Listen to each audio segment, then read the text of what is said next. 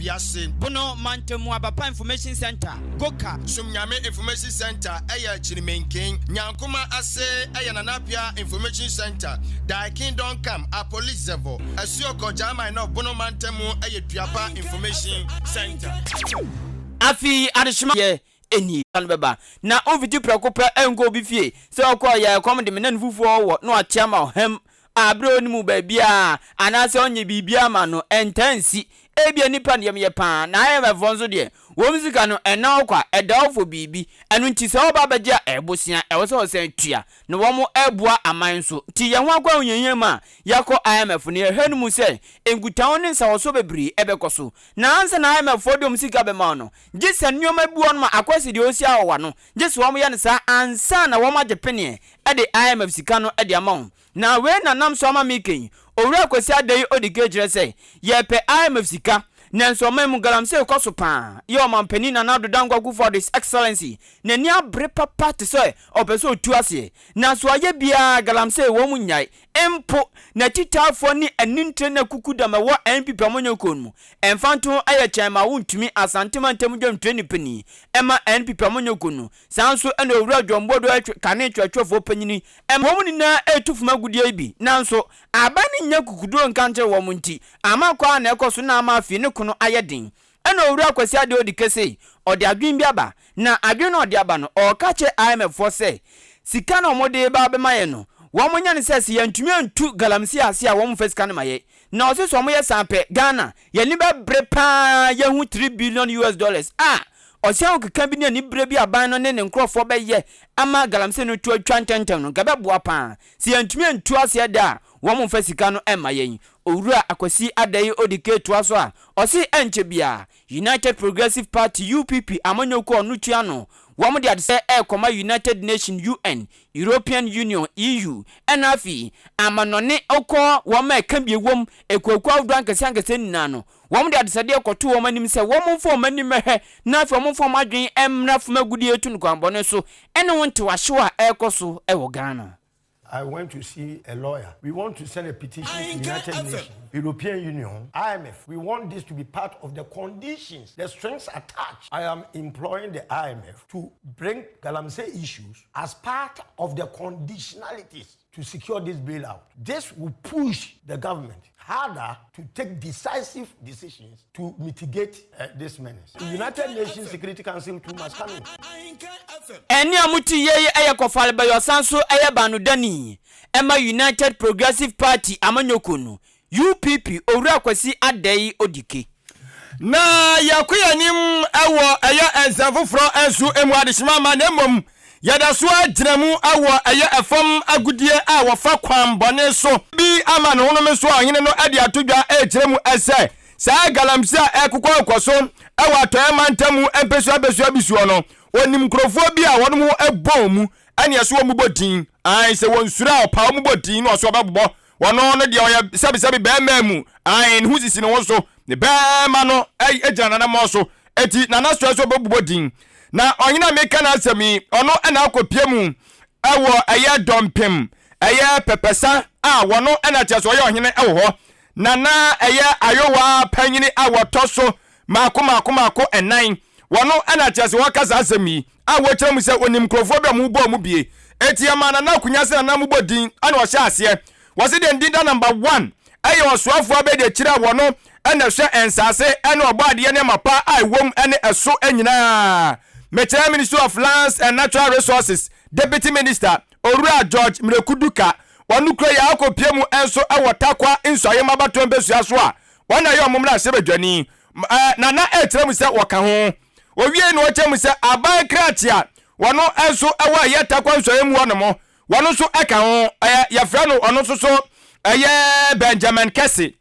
oso so ntuam wuyi wanu so firi mu a afei eye mantamu suafo metra to mantam suafo onimonyamfo Dr. Kwabena Ochreda Komensa waso ono so ka ho bi se akukuda mfom yansa waso mo na eboa magalamse koso wato mantamu anes nana asema wuka de mu oduru no as no osura nko ka chom ene eso no ayo onimonyamfo George Mrekudu kanidi pie mu etu opanyin ya ne bonkomo ma ne di to dwa kire mu sai sa sama eye nana eye ayowa panyini a wotoso maako eye enan eka no kwasem ye ba ko pe nana wo chese wonim ho hwehwehwehwe gala wose gala galamse pa onu odi mu titima ya kutia galamse no se ko ye galamse di asem we watibida wose nya nokre anya nokre na wo chese obi biara a wadanse die sanse galamse die okwani apone baabi a ohunu wani kotwa masa ohunu anu obi biara woni pesu aso wadanse die kire pefe no onfamra opanyini kire mu se nana ekasa kurampo no wan se dan for evidence bia ama wo bo ni tirim no kan yo ebosiremka ene wo kan ne saa eto no do hunu se ase nana nkase wo se da tunani na die se ne so no pesu oguna ni ase na nana no wo chezo oni ni nhyada nhia na so onim se wo kutia ne pa empo ye body di so omeye eye wo soafo be de kira wo be hwe nsase na obode ne mapa wodo wo so no na papa yi ehede tintim nsam de gunkata so a odi gu ne hu fin eno achi mrahye badwafie ikura mpo wo sese na de hye mota kwanso ye mu so na na tinchina chi na na tata no eno se na ebade ede pa na opa fi no wo se kan no mfa mawo na wo so ndi ade ba ko pe no nim se na na gina so ode ye sa ade we wo se na epese odi hene ewo baabi na eye baabi no obeso odi hene no eno wo hia wono no mrekudu ka no emmoa sadia be ya ono na nso nya na ajeso ade no be for na hini ensemu eno ne ye o enu ne na na pesa chenchira to oguna ni maso no to se galamse de George mrekudu ka se onka ho munyini din evamfrim very, very unfounded. Galamsey is not done in the bedroom. It's done in the open. If somebody is doing, they will know. I mean, the miners themselves will point it out, tell you that this is an area being operated by such a person. I don't regard him as somebody's genuine. I don't see him as such because I've never met him on that. And he's never even discussed Galamsey issue with me before. I wonder why he could just make those wild allegations against me. And I mean, I know where it is coming from, but I wouldn't say some of these things on air. He has always been against me and always wished my downfall. I mean, before my appointment, he wrote so many letters signaling that I'm into illegal mining, but nobody has ever given any proof. And you could also detect from what he issued out there, or the statement he made, he didn't even provide any shred of evidence to that effect. So how can he just speculate? So it's not something that he can just cook a story around me and that will wash. They know my character. They know that I'm not a miner. They know my credibility. So one person who is my distant nephew, who is bitter about me not supporting him to become a chief, if he so goes that wild to just level those allegations, I mean, I treat it with a pinch of salt, but I will not, relent. I will get focused. Eti Arisimama we ya mrahye badwani a wogire mu swayem na nadu dankwa kufa de mamuamu wama no eye osuafo abede kira wono enehwe ensase ene obade ne mapawdu a ewom onimanyamfo eye George mrekuduka ene wono soso wabesua ne ho se wono de eban galamse pa dia lalai ne ho enyim ba ku posei sansu ene mampani na nadu dankwa kufa de mamuaye mu oba womo emna chef jefia kom na chef jefia eginetuko womo hwe adwadie nsem so woma ehwe toto nneama ewo na chef jefia ma adwadie no trade no openyo na vice chairman a osanso eyem na chef jeni emo manfo a ewo achim da set eno no minjejem emirafo no ne ngografo no mu amanko JHS da no minjemu njiremo eno no oko school ma o ye ma se ubu nkonta no ye obu on ma obe yusula ebu on ma de pencil be draw now the eraser paper now the sharpen sound mani ni na ewo mathematical setting ene honorable Alexander Kasiebo de mako empemba ko ahanum 1500 ekoma Brim Central Municipal Assembly Education Directorate se womo nye na womo enfanchicheme asuafo ni na ye wo Brim Central Municipal Assembly onyame boa edwada ehini mebosome da to sudunsun na womo ba betwe Basic Education Certificate Examination ye twanitia FNBC eno eyen social twato kra ewo JHS for no womo afemu na eno na onabo Alexander Kasiebo ediniome che ya pe eno odi tudwa chese obesre amamefo ne apapafo papa se womo ka ensohwe hu afi anyambo adwada womo de ko ohya so titotita sabotu no osada womo krokro womo na afi mo ntenetere womo nyesa wo krokro na ama na koye akodabone da bi tenetene no kasade fa kire no sade bia ne timbe ne de amanso hwe na okotwe de nkunimdie abavie sanso oma ne jigu age agua ma odachi eyeye nso a eyeye ma odachi oso no kai pa abro kwa akotwe ne bisi ne mame pa no amu no chichi nkosi atoso zada no ne otwe no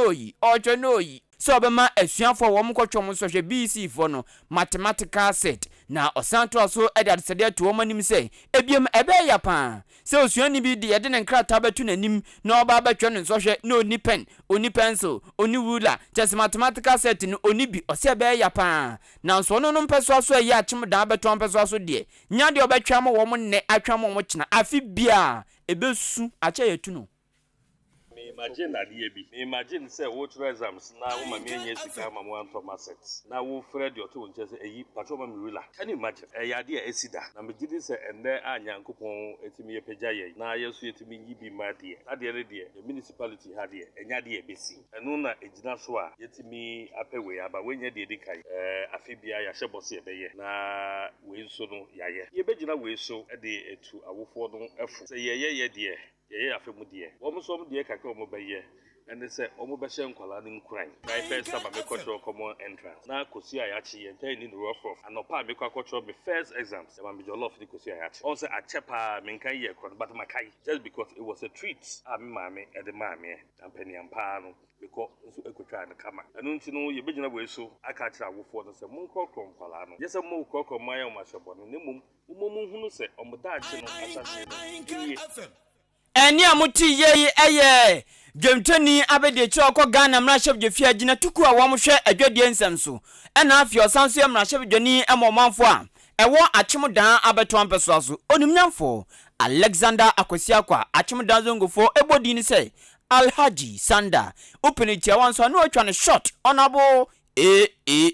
ono ena motene no na nanu si ya pe ena so ya wonum hwe humasuan so e Brim Central Municipal Assembly banu dani owura yere Esther so wakwei enso kutani omonum se kon ena so mu ye pantse kosua no ena odeto onabo Alexander Kosiakwa nim se nyamianim ne kuranie asam ne kura de ba kope achim dem si ne kan ena asam ne kura so ye kan no sabi entimami kasa wanto sabi bia esanse ni na ya ne kura na asinso ose onabo Alexander Kosiakwa emrahye bidwani bia ono a osisu anyi pa wabobra nanso hum na hyebedeni a oyadwuma sanda tise edanso ampa na ona boaduo se hi no do no de nsika get fan for da hu nkromo no de nsika no boboso atefa na ode yemfanton sanso na school aden awdo bia so apa basic school si nini na ona bo aboboso wantwen aban enya no nko ensukufo ni dan akọ achimudan presby wasiadan krama akuma kunsia wa pagam wo meni agyanan bia osi woma any ICT center osi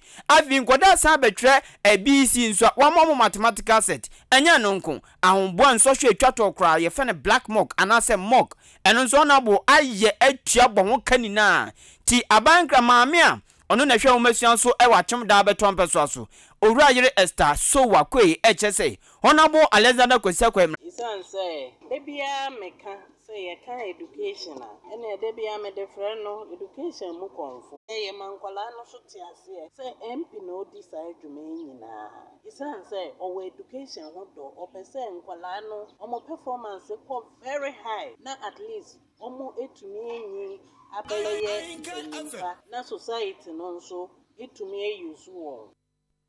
eni amuti yeyi eye banu dani ohwe ehumasuan so ewo Brim Central Municipal Assembly mechre atwomodan empeso aso nina owura yere Esther so wakwe empeso aso nina owura baku gina wo manamu owura boaten na ogyan wo papa de oye no wo mani so pa na osi de waye ebe hye asuafo ni nkran ebe pusu wo mo akwaze do nom imbuster ba mixture no epusu wo mo amayade bia bepe na bom garawe erinto se mathematical set na abeduru no nso aye het no nso ekoso danase because ne waye no eboa yem bebre so no omo awoye nsam emfie enkono ene akire na yenim sane a wo modimbo esitie ena yenim ohawo nso a omo kom edumre a etise yi ti ne MPI no yedanase at least yenso ye koma to ye yem ne bema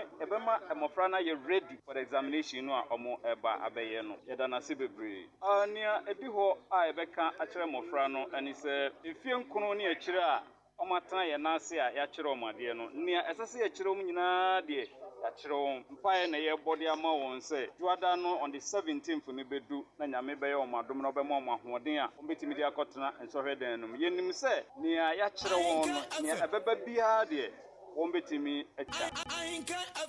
eni amuti ye eyowura boation no ene gina akyerɛkyerɛfo ni na mu agye mathematical set ɛyɛ atem suaduro na wobɔ awura na wɔ ɛyɛ atem suaduro abatoɔ empesua ɛsoɔ nso mmarahyɛ badwani a wɔnom ɛyɛ onimonyamfoɔ ɛyɛ Kennedy Ɔsɛnyako ɛne ɔno nso so ɛba no ɛyɛ yɛ dwumadie akwan ɛne akwantuo dwumadie so a mmarahyɛ badwafie abadwako a moyɛ soɔ no so wɔne yɛ tutuani wɔ so na ɔpanyini yɛtumi abɔ mmɔden ahwɛ ahunu sɛ dabi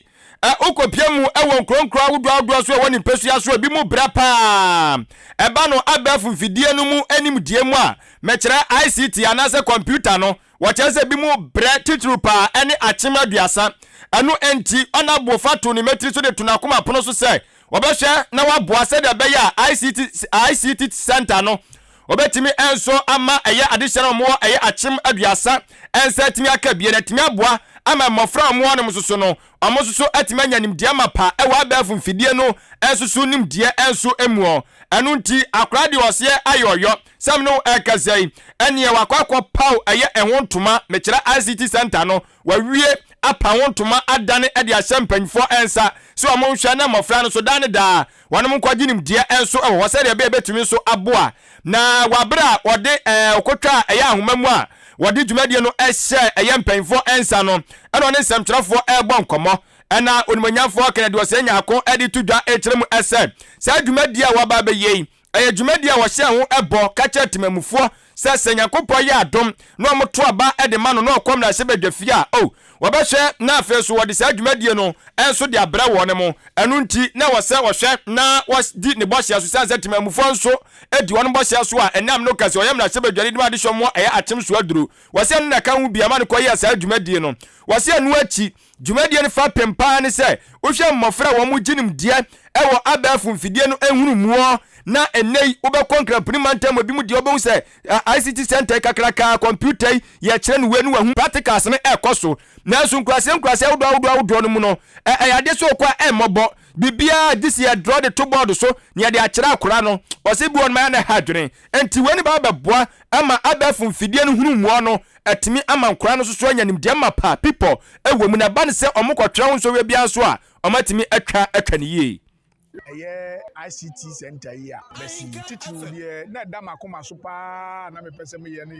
se me de beboa ewo adesua ho ebi se ene obi atenkran na wotikuro ketua mu ha se ukoye nsɔhwe a de beba no de nkrani ye no eno na de wokuro ketua nu nso eye nti ono kuro kase mu ni no onya access na akwanya na otumi nya computer no de sua de ye se akoye ICT ewo nsɔhwe mu na ye busa na wu ni bi wa ha no nti ana se ekwa kakame se woni de na kyese ye yi wa firi mu no anhwe ana wantumi kura anye saa nsɔhwe no na ekoba de saa no be da makoma se ene kroketua bi ani baabi ene ekura bi ani baabi akyem aduasa dura akyem aduasa ne doso akyere yie nipa dodo wom eno ntini ye ntumi ntwam nya ese ye nso ye saa abefu adesua bi ne ye nso ye de ma menuanom ketewa wo school ni mu ma omo nso omutumi edesua de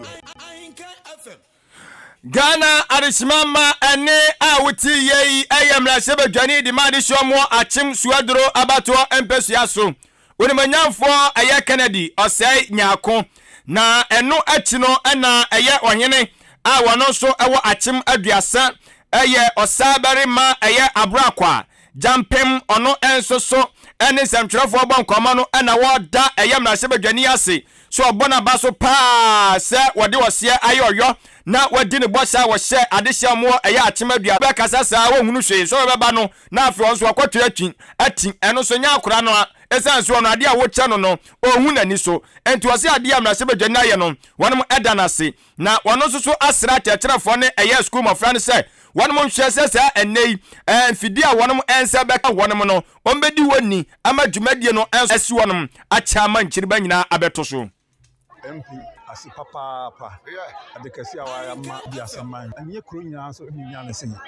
bibia se nya mekan no ubeti na teacher ni na wa draw computer wo blackboard so a asuafo no mohwe enti se nya computer si ho na teacher ni gina ho no che se we ni nyama odi ahye biasaman ose ayi asida yeda na se papa nya mekan kire me manfo so ne se nya oyi ni yem na osun brim south our MP wa ha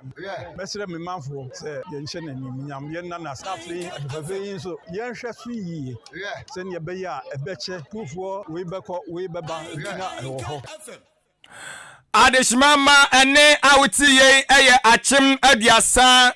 eye achim so aduru me ko achim achiase ene se ankrankra nwumako bi efre wo mo bulk money foundation wo mo so ehunu se da bi BC for ba betwe nsohwe na we eye nsohwe twato okra we nso na obia di free na bra boase sa wo twa na wuti etumi go kunsunsum ozuma dem ngo bi ngo sku bia bi me pama de wo ma po mu go nso betima dem ngo sku bia bi mokopo ma me ngo sku bia mokopo na se BC na wantwa ne nti abu na ba se to ta na samiken bulk money foundation ehunu se da bi any concept ba ne sa yes education is the key enu nti wom so boa pa ahye nuanom ketwa wo faasenom nananom ene ma wom wo JHS a wom ba betwom so hwa etwa 20 bulk money foundation so aye na otopa wom teshiman wom ta aprade wom tachikrom wom chese engroni ni na kokobin wom ni na hyehyem asayi anamasi wom ni na wom asuafo we ni na omukeka mboma wom ne nam apem baako ani aduanan 1040 student ena etna satwe BC ewa chancemansin mu ewa afia ebeyi nyambo adwada we yai na no na soma bulk money foundation si da bi say 1040 dia ena wo mo beto mathematical set mako 1100 ede akoma wo mo said we mbetumi atwere asua ne ye panta ede bi beka kire me ma me oya aduane a o ma obi se di na se wudi na se bia nka na se wa me ese bi ka eni tomato na brusu said be ya de besi akire bia no na wo mo de bia hyem na we nam so amasamikin banu deni ono so na kofa bulk money foundation ebaye Orua George Niako aka bulk money ede atudwa se de enti ama wo mo yesa no ene se wo mo nim se wei eya brabo ahyese ebiem awofo dodo na ye wa chance mansi no mu ede ade se de betu wo mo nim tintim krata ba se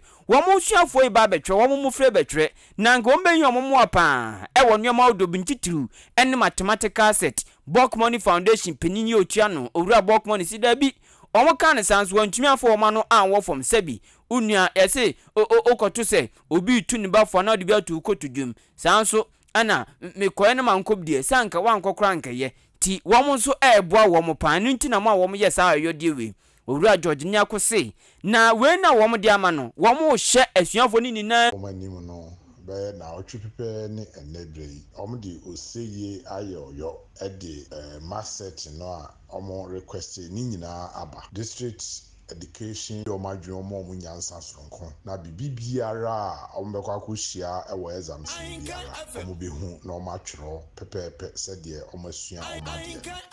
ebusiani amuti ye eyabanu dani ononso na kofa egu a yatudin bulk money foundation a ewo achim achianso omudi omudwuma ko ba bia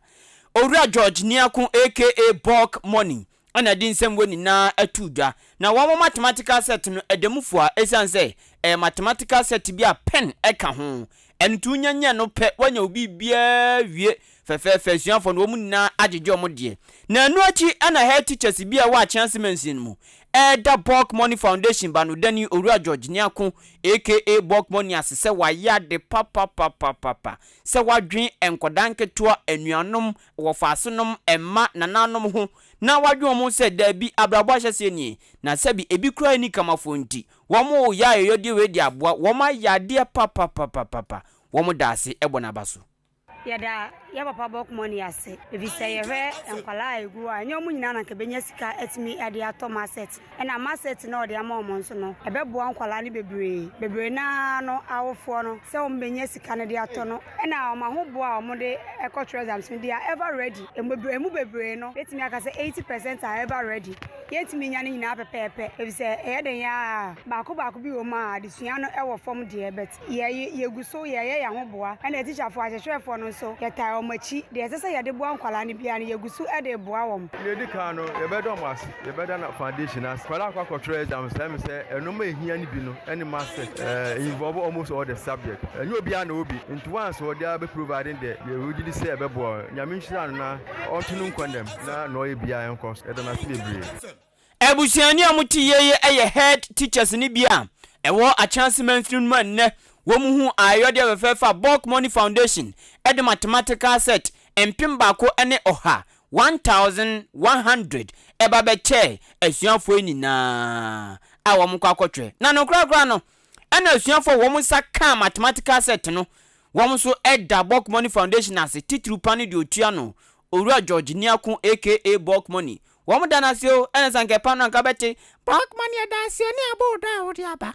bulk money ɛda sio ne aboda odi aba we de wɔn se wɔn nase ne abodo wɔn dana se so wɔn abrabo mo be frasie ayɔ ko afrasie tutu anamo na bulk money adwe wɔn abeso wɔn asene na asema asuafo no kan ne se oba chance mansi no mu a wei ene ɛda wɔn mahunu sɛ obi wɔn kɔ akɔtwere nsɔhwɛ BC for a enu nti obi abɛtwɔm mathematical set wɔn hu bi da we ni de di kan kra e wo mabra bom to mo da bulk money ase papa nyame onhyira no enam modern bulk money foundation edabenti ye ka se asidan kuto na yede mom ye ni so e wo ni a omo de ayama ye ka se asida Enkoma Bulk Money Foundation, we really appreciate their effort. Nyameka che Bulk Money Foundation say yeda se ye ni aso no ade o mayama ye me kwa na mini sane ma we am de kwatwo BC ba wa boa ye na wa be che yama ya nyameka se nyankopon hira no na adwuma obe bia ye nkoso no ontimi fambo afofo sa me ka se nyankopon hira no ma na kwatenten na ne obe bia ye den enkoso because wonders obi ama BBC da ono kwa na wa hya se de man meka edanase nyame hira no waya de pa efize ye babeto no kwa na wa hyase a o ma ye sade we nti ye be ka ne se edanase pa nyame hira no na mo ho emra edanase nyame hira no onye ne kese wati wasum wei eye suafo bia wo a chance mansi no manne womo ensaka ayode ana akyede a Bulk Money Foundation ede 1100 mathematical set ekoma asuafo 1040 wom na betena satwe BC e wa chance district wom ni no obi anya bi ama bi kraka wom na ase eno no na arisima ma beto so ne yakuanim asaya mo ana ehwe enamode dwumene totoya esuo eletombi de ma ayatemamufo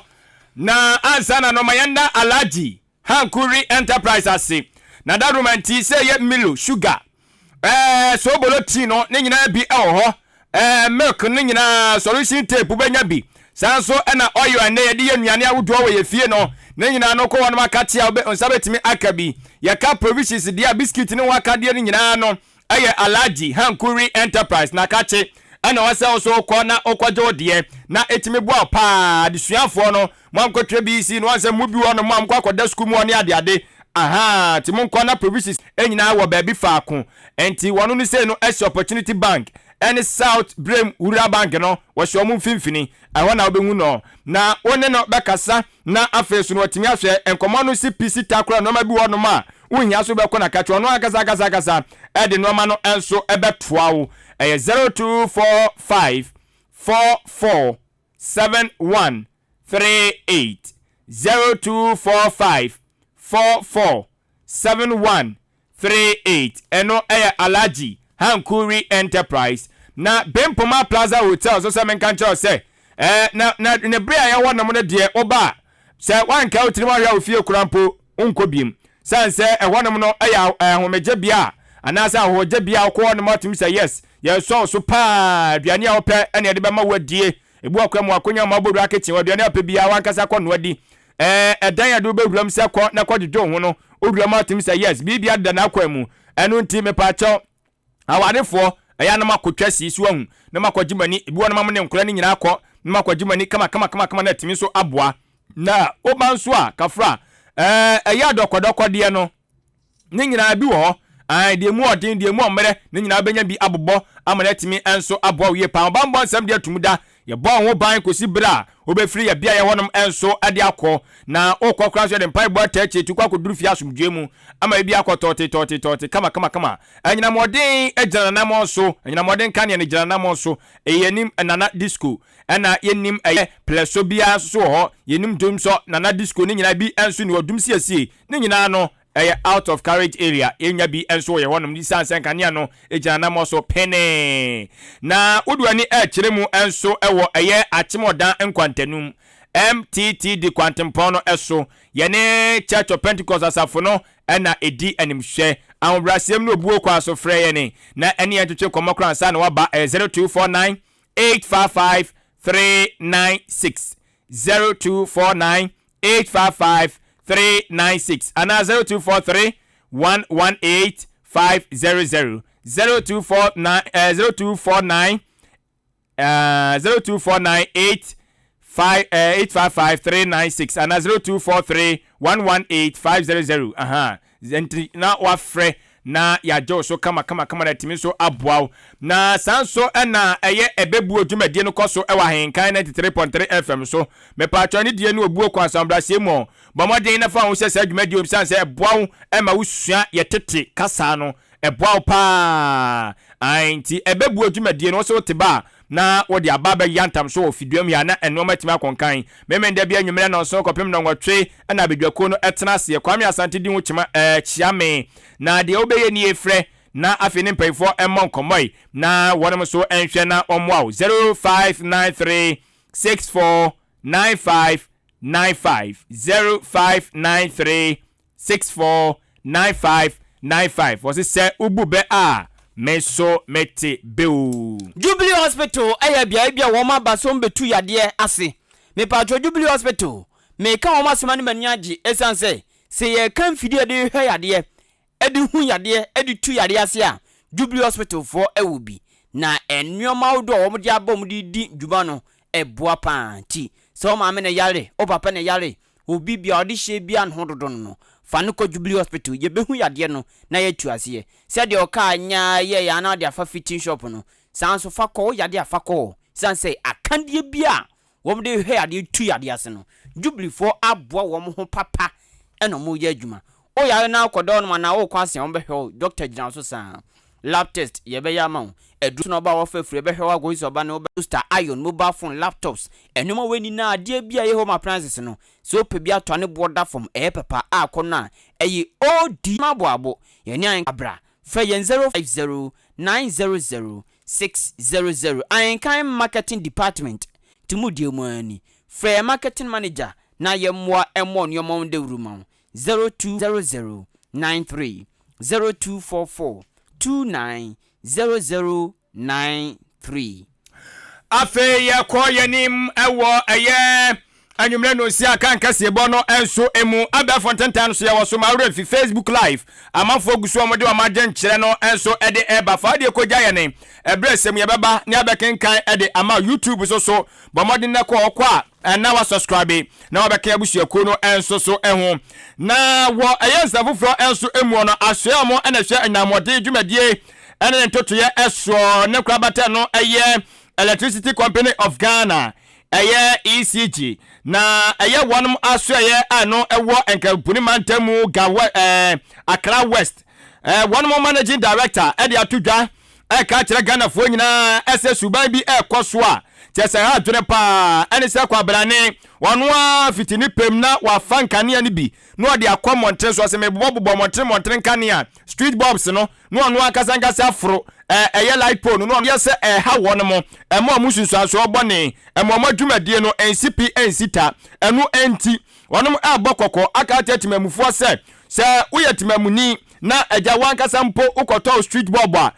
na wankasa fa wo pe amfa nkane no ankobobo ho na so de ko bo na se mmara no eso pa echi a won ma mu aso ya hye pa sanse ya de se emma nyamoden kane no chimateto de beba ho bebre na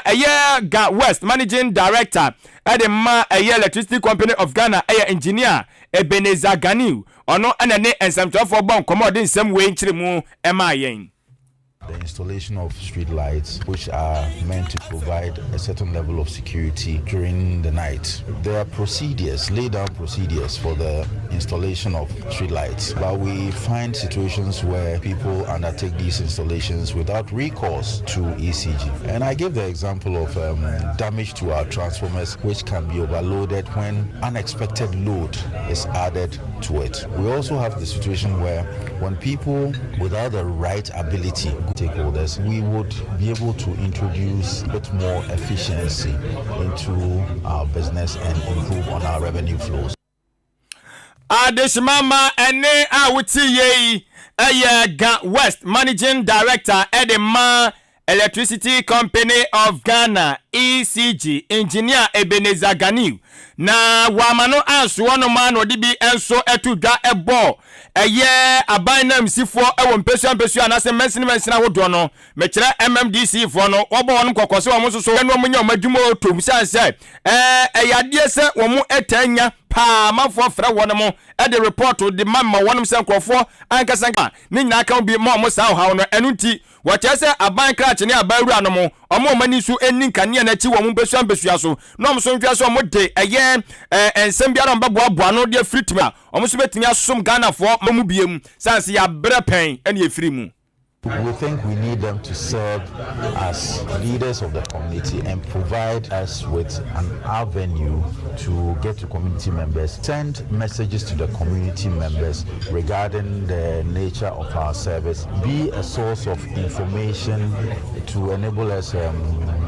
get the wrongdoers in their communities, those whose activities don't inure to the benefit of our network. Ghana Adishmama wo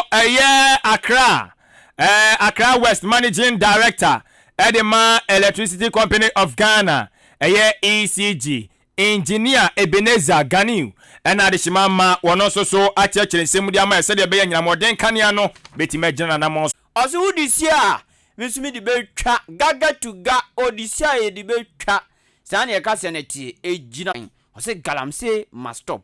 ayerebi wamfanidi anka ho yedase eno adwenkyere na nasrebo edifri achem achianse ose empo okronfo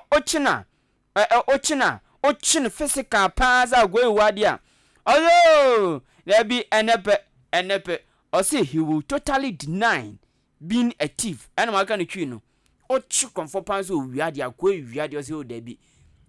as a parliament Honorable Karasaingra or the crata henu ma pa yes you no bobo sai bobo the simple bokrata hu papa design check for china zo lebi na me ya na me ya de eke osi ogidi se takwa nsoyem MP Honorable Mrekuduka deny say galamse nu onim hu bi ozi oboa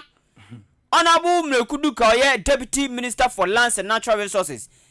woman and so mo jijirim pa dokru yi wo ma ye bi to no ohene ni tena to so tu galamse ni bi no papa nso na krati dia ba so oboa otiene ni din na ode oimaje ona bu Mrekuduka na ohene ni ase hwe ni ti a onyu za papa no tu galamse yampa o tu galamse oso o tu bi pa ye na nasrebo na kan we odifra achema chiase ena eba srebo ye dase eno adwenchi we nso simi din edi benis obapa benis me wo achem asene hosenkyira so nkonkoma Ahenkan atiefo nina yenkoso enya dwuma no ojaso sa azebirikunam no ye we ne hyeso osi apozege thank you yenso ye dase we nso me owo achem ayiribi enkrato yi efri me weda nchen odefa SMS ena ebai mame fankoso ya na yanko Facebook live nso emra na wo Facebook no ana Steven Kwaku Abuaje wade aba wose hye wonu nwabreja no hye no nwabreja amoaman ana wose hye mo Ghana fo bi ni mo pa so de ana mo osere mo sa timi tra ma gada sa edadam biem mo nye serious munye serious ai owie no ache akọlin se champion se onipa nua wache no ha yate na owie ya no ana komesa plateau din dia ba no se NDC fo enfa plateau so eto e wo ha no mo anya agro na o chese ba omi aso adwuma wo body anya adwuma keto